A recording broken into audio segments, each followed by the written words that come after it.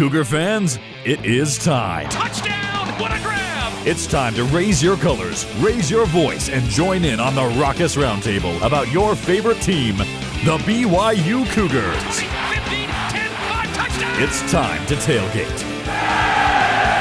Cougar Tailgate, where BYU sports fandom lives. And here's your host, Lauren McClain. What's up, Cougar Nation? I'm Lauren McClain, and we're here to tailgate with you, doing what we do best, talking all things BYU Cougars. The Kansas Jayhawks handed BYU its first loss of the season, 38-27, in the conference opener. But now the Cougars turn the page to another historical day in BYU football history, their first ever conference home game as part of the P5s. For today's roundtable discussion, we have BYU Radio Sports producer Cleon Wall. I have returned. Along with one of the princes of Provo, former BYU and NFL defensive end Bronson Kaufusi. What's up, Bronson? Well, not much. Thanks for having me. Heck yeah, it's an honor, gentlemen. Thank you for being here. Bronson, give us a quick update on what's happening in your life right now. You know what? I'm done playing football full time here in Provo, which I love. Get to take my family to BYU stuff all the time. Love it.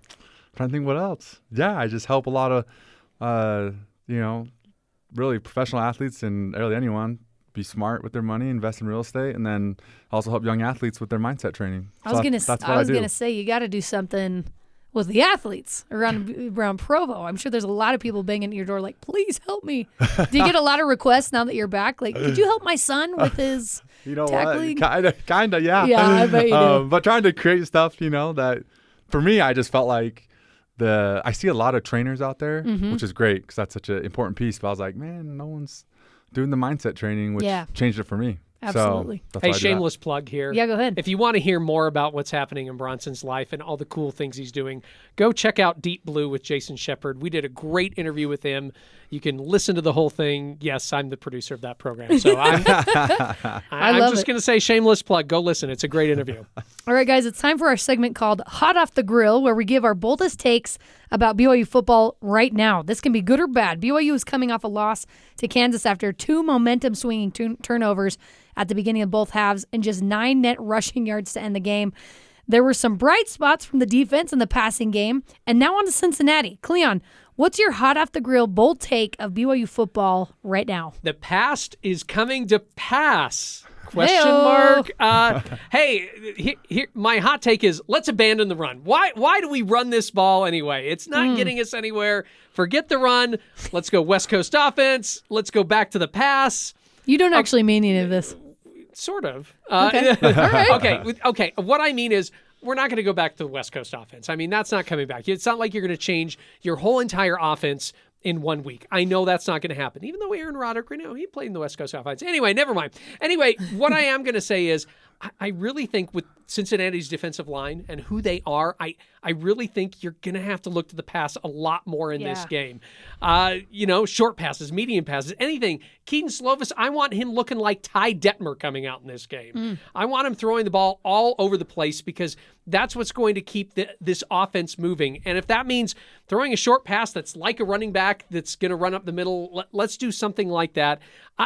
That's what I want to see. So, yes, am I a little tongue-in-cheek there of let's go, passes all the time? Yeah, maybe a little bit there, but I really think, at least for right now, we're going to have to see this team pass the ball a lot to get the ball down the field. Yeah, because Cincinnati has the best defensive line that BYU has seen thus far this season. Easily.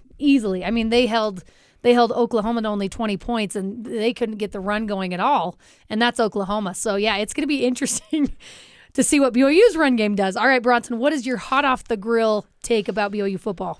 You know what I'm most excited about is the defense, because I'm a defensive player, first of all. But I love how we're bringing a lot of different pressures from all over the place, and so you're keeping the offense guessing, which is awesome to see.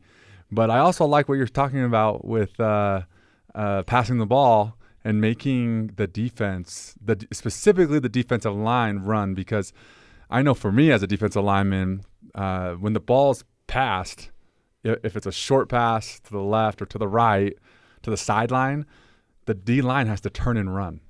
And so over time, I remember games where you would get tired out.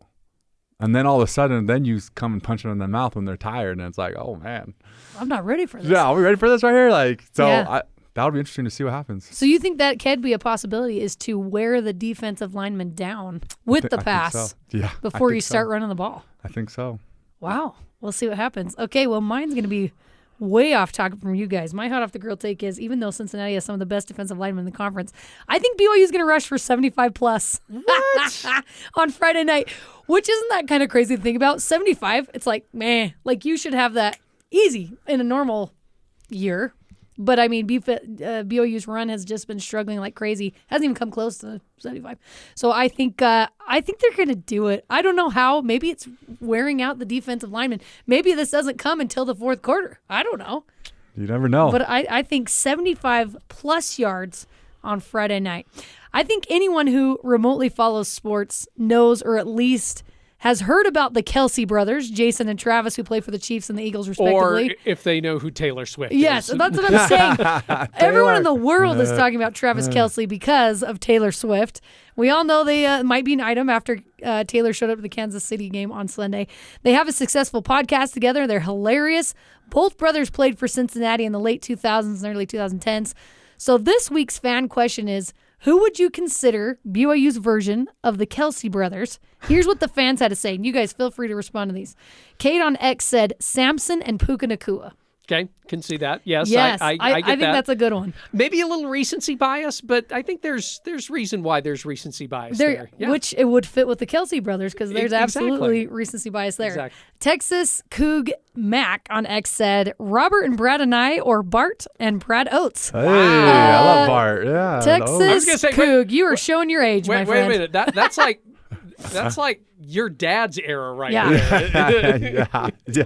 Yeah, so I think the Anais were in the 80s, right? And then the Oates were like in the Nope. 50s or 60s. No, yes, no, they were weren't they were the 80s too. 70s were they and the 80s. 80s? Oh, 70s sorry. and 80s. Sorry, yes. Oates brothers. I'm old enough. I will show my age. I'm old enough to not remember when they played for BYU, but when they played in the NFL. Okay. When they played in the NFL, I do remember watching them play in the 80s. Yes, I'm that old. I remember watching them play.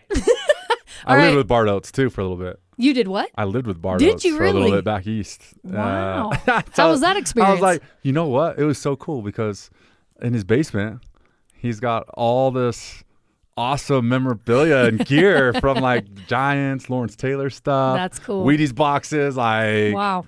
And yeah, he's always watching all the football games, so it's fun to That's really cool. hang out with him. And he probably loved having you living with him too, It was I'm fun. sure. It was fun. Yeah. At 49er Coug on X said Mark and Matt Bellini, Stephen Rich Kaufusi, Hey. Brian and Patrick Mitchell. Oh, so look. shout out to Papa Steve I know, right? right there, yeah. Yeah, and Uncle Rich. Scott King on X said Gunnar and Baylor Romney. They could be a good one. They're a little quiet. They're like a little more reserved, wouldn't you say?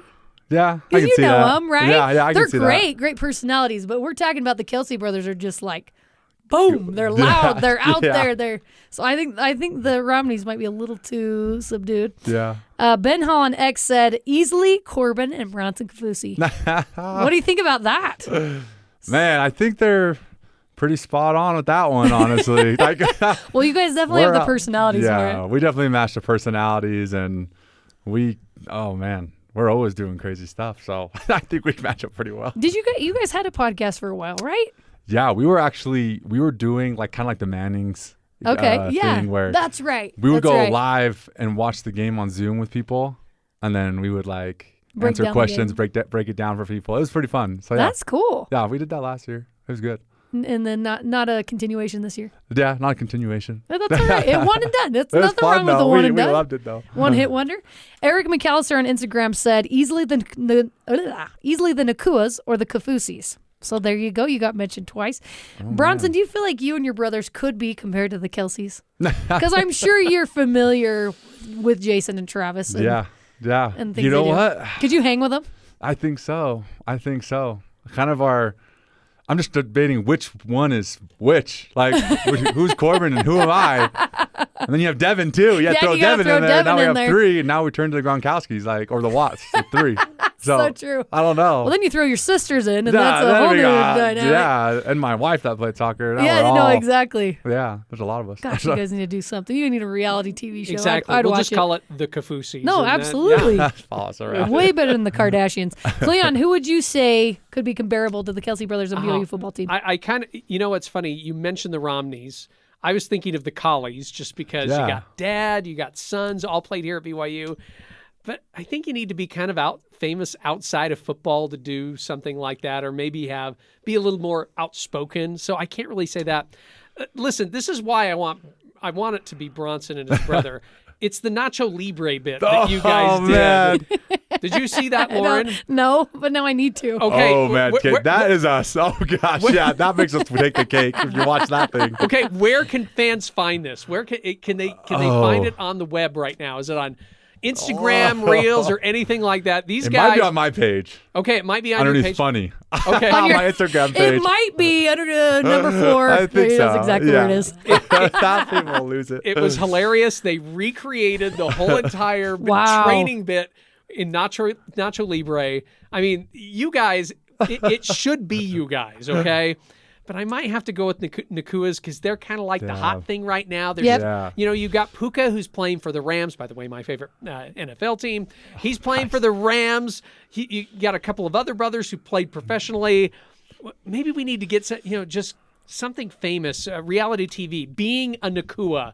No, that's probably bad. Or it's harder than you think. Anyway, Hard Knocks the Nakuas. I really shouldn't go into branding. I'm really bad at this. But just something with them. I'd probably have to. Sorry, Bronson. It's okay.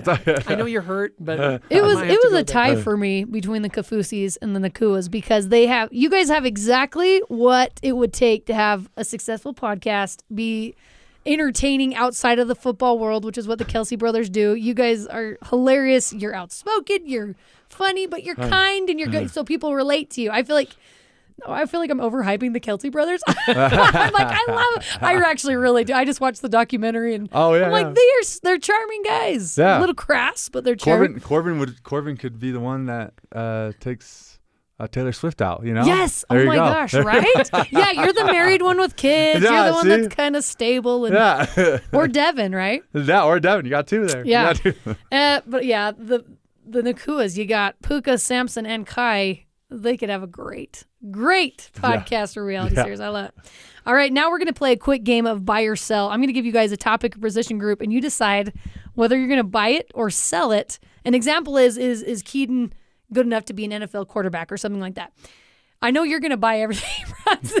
I'll give all the good reasons. Yeah, let's start with Jay Hill's defense. Bronson, are you buying it or are you selling it? Oh, we're buying it. Yeah. Because it's just getting started. Yeah. So true. I mean, we haven't even seen the full – I don't think we've seen the full, the full plate there, the full play calling, the full because I know defenses at the beginning of the year, they're a lot more simple. But as the season goes on, the defensive coordinator can start dialing up things that he's been planning week 1, 2, that he's been setting up the teams for that have been watching the film. So there's going to be a lot come here.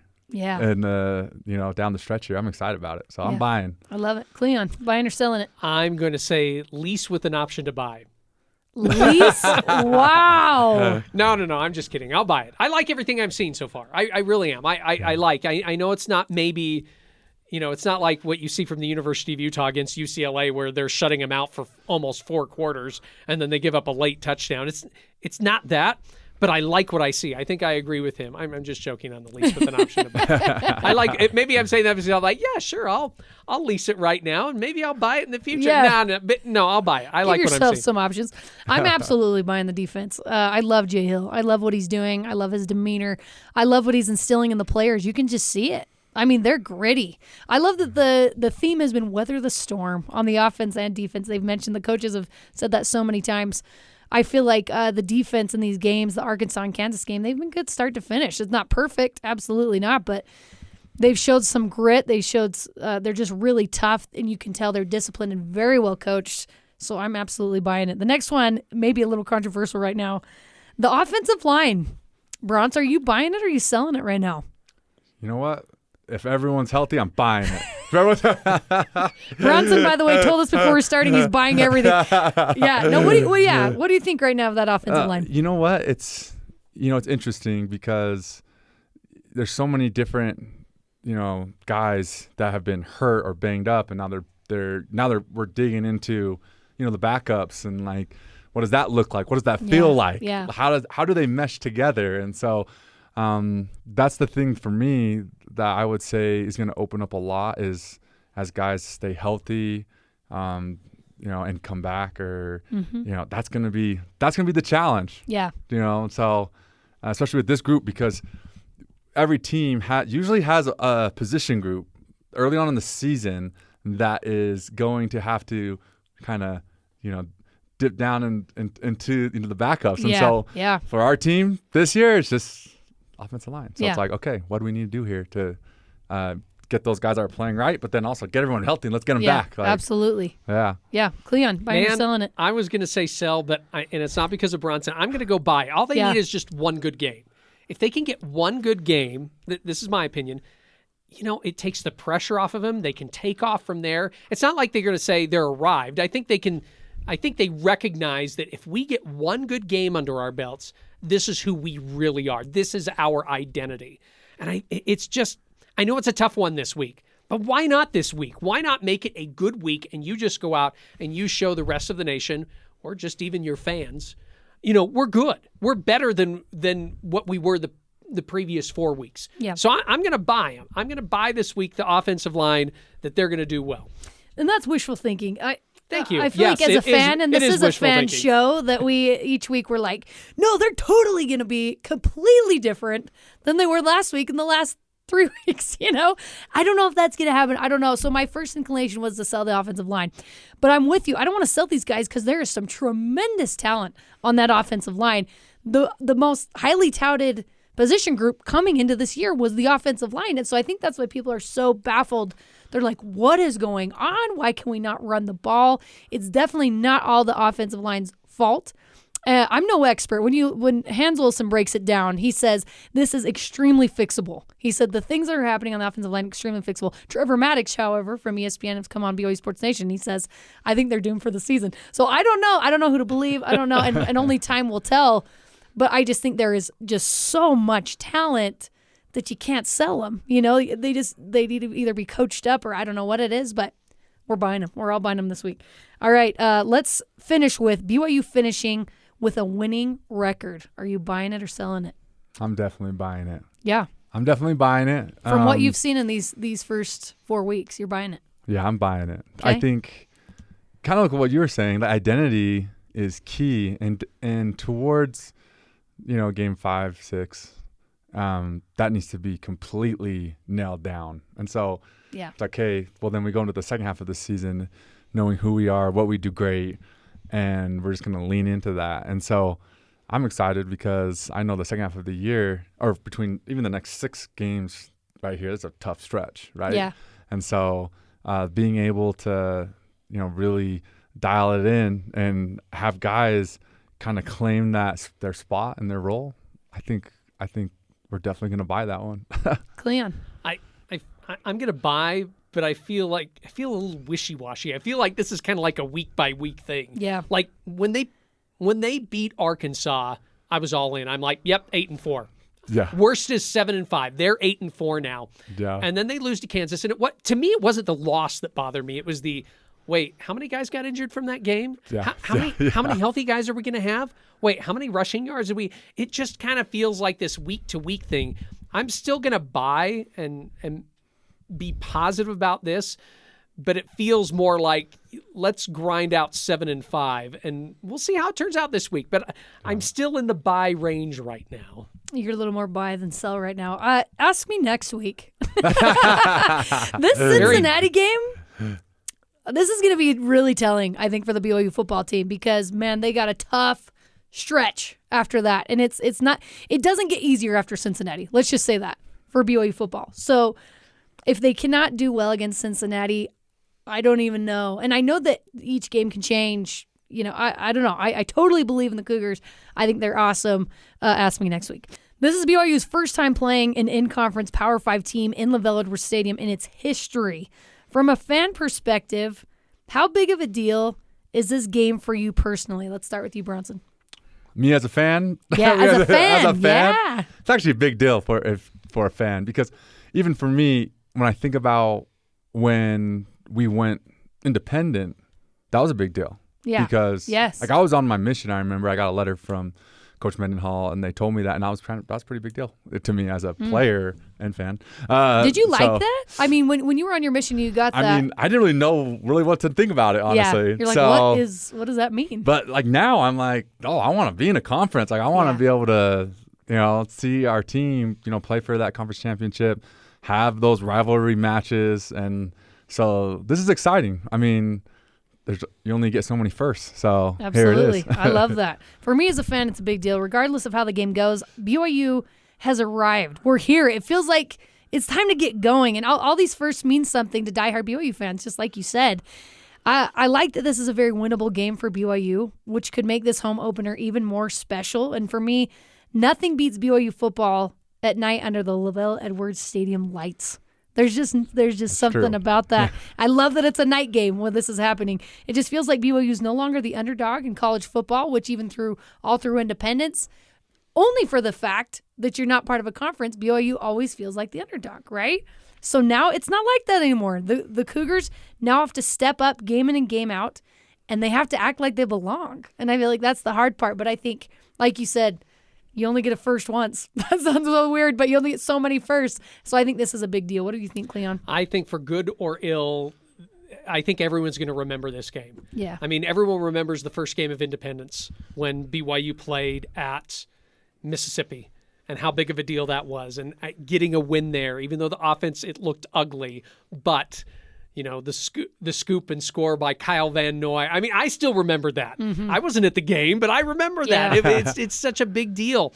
And so a lot of people, if this turns into a really exciting game, a lot of people are going to say, I was there the first game BYU played at home as a Big 12 member, not the Sam Houston game. But anyway, I mean, as a Big 12 member against a Big 12 opponent, and it's got a special feel. To me, it's got a special feel too. I know that you'd like to play another established Big 12 member, but on the other hand, isn't it cool that you're going to get to play one of the other new Big 12 teams? And it's for both these teams. I know that Cincinnati played last week against Oklahoma at home, and that's a big deal for them. But for BYU, it's like, this is cool. We get to play one of these other teams that's an up-and-coming team, and it's just going to be a blast. It's going to be one of the only games on a Friday night. How exciting is that? I just wish, here's my only wish for this game. My only wish is, I wish BYU were playing in their all whites this week, and I wish you're Cincinnati one of those guys wait, complaining about the uniforms. No. Here. How cool would this be? All whites against all blacks. How cool is that? I mean, it's just a stark contrast in colors. And so I was hoping when they revealed this week, I'm like, come on, all whites with the royal trim. Let's go. Because we already had the all whites last week against Kansas, but I thought, come on, all with whites. The royal trim. Because didn't they have navy trim last week? Yeah, exactly. Yeah. I'm like, come on, all whites, royal trim. It'll look so good. That's so clean. Yeah, I know what you mean. Yes. And then they did the all royals, and I'm like, not bad. Not what I was hoping for, but fans are up in arms about those all royals. It's kind of so crazy. Funny. It's so funny that I have my opinions about the uniforms. I'm not going to go into them now, but that's what I was hoping for. I'm like, big game, white out, all in the stands, white versus black, maybe a little red in there for Cincinnati, a little royal blue in there for BYU, but it would just be a clean looking game. But other than that, I think I'm excited. I'm excited for Friday night. No, whether BYU's playing good or bad or Cincinnati's playing good or bad, I'm just excited. I'm excited that it's finally here, that the Big 12 era is finally here. Absolutely. And for both teams, they're coming off a loss, desperate for their first Big 12 win. This has the potential to be a momentum-shifting game for either of these teams. Both Cincinnati and BYU are similar teams, new to the conference with a lot to prove. Would you consider this the most important game of the season for both teams? What do you think, Bronson? That's a tough one for me because I'm always the next game is the most important game. Yes, that's true. That's coach talk. I know. That was ingrained in your brain. Seriously, since I was little, that is the thought that comes to mind. But the next game's the most important game. Yeah, but I see what you're saying there, though. Just looking at it, because, like you said, after this game, there's a lot of other games that we're going to need to know who we are before we get into that stadium, and before we line up week in, week out.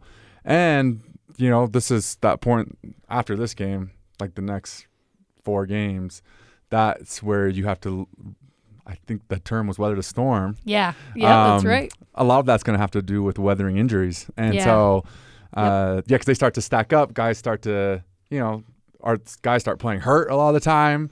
And so you want to be able to, weather that storm. So this game is, it is crucial. It is not just because it's the next, but you're right. It is. This is a crucial game. That's right. Thank you for agreeing with me. Yeah. What do you think, Leon? Yeah, I'm going to go full fan mode on you. Yes. This is the most important game right now because it sets up the rest of the season.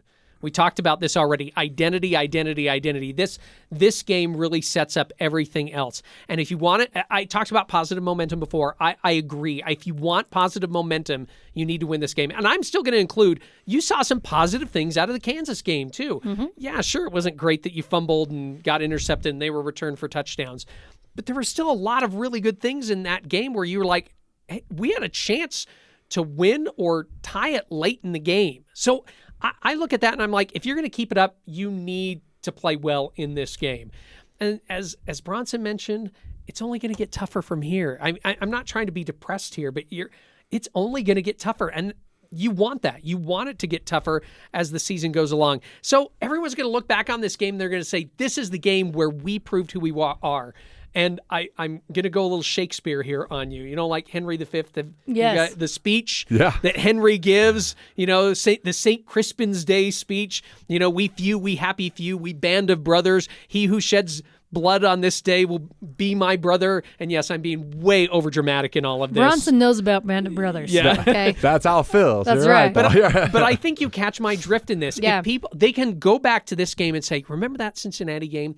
That was the turning point of the season. We proved that even with a lot of injuries, we can play good teams and we can beat them. And that's why I think this is the most important game. Yes, overly dramatic, but, that's me anyway. I love it. I love it. I think you're right. For me, Kansas was the most important game of the season.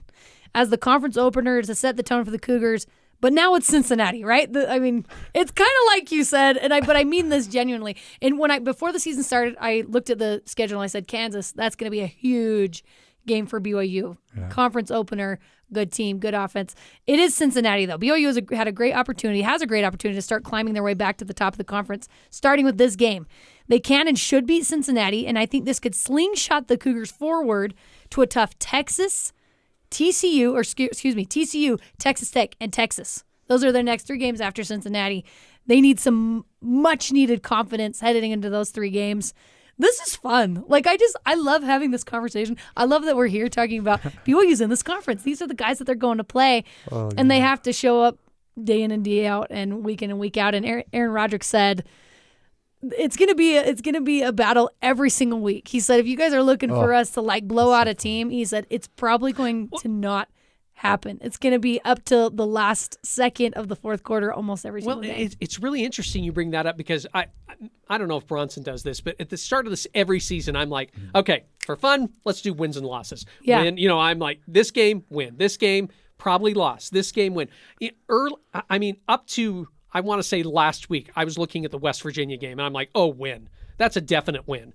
And then I keep seeing how good their defense is, and I'm like, maybe not. Maybe there's no guarantees. Maybe that's not a win because that's out in West Virginia and you're coming off playing Texas the week before and it's like, and that's why I waffle. I love doing that at the beginning of the season, then adjusting as you go along during the season. But I'm looking at some of these teams and all of a sudden my wins are now looking like maybe loss and I'm looking at the losses. Some of them I'm like, yeah, that's definitely a loss now. Yeah. And so it's just this, it's fun though. It's fun. It's fun to be able to look at your team and say, okay, what do I think? Can they do it? And as the week goes along, the Cincinnati was one of the games I thought win. That is a win. Yeah. And now it's like, I'm kind of waffling on this. I still think they're going to win. But now as the week goes along, you're like, yeah, I could see them winning this game. You're with all the Swifties that are rooting for Cincinnati now in Vegas.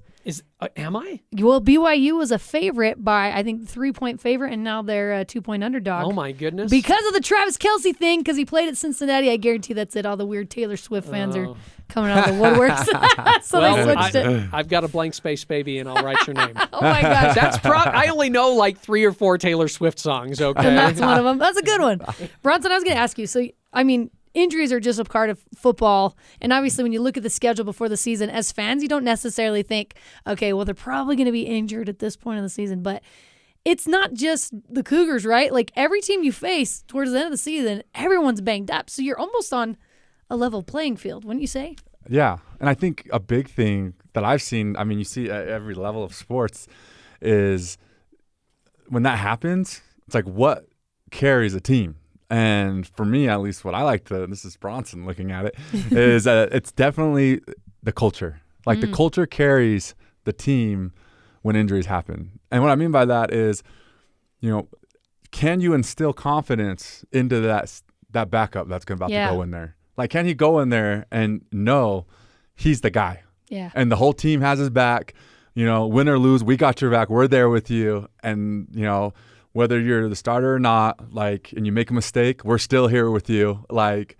It comes down to a culture thing. That's why culture is so big in sports. But, man, especially football, because there's so much up and down. Yeah. Every week is different, like you guys were saying. It's wild. So I would say, oh, man, we can definitely play with everybody. Yeah. Because we have that culture. We're going to come out, and it's fun because, like Aaron Roddick was saying, every game's going to be close, which is, man, there's nothing better than that. As a player, I was like, dang, that would be fun, right? I mean, you had some good games. You definitely did. But, yes, it doesn't stop from here. Everyone take their heart medication for the rest of the season. Make sure your heart's still pumping.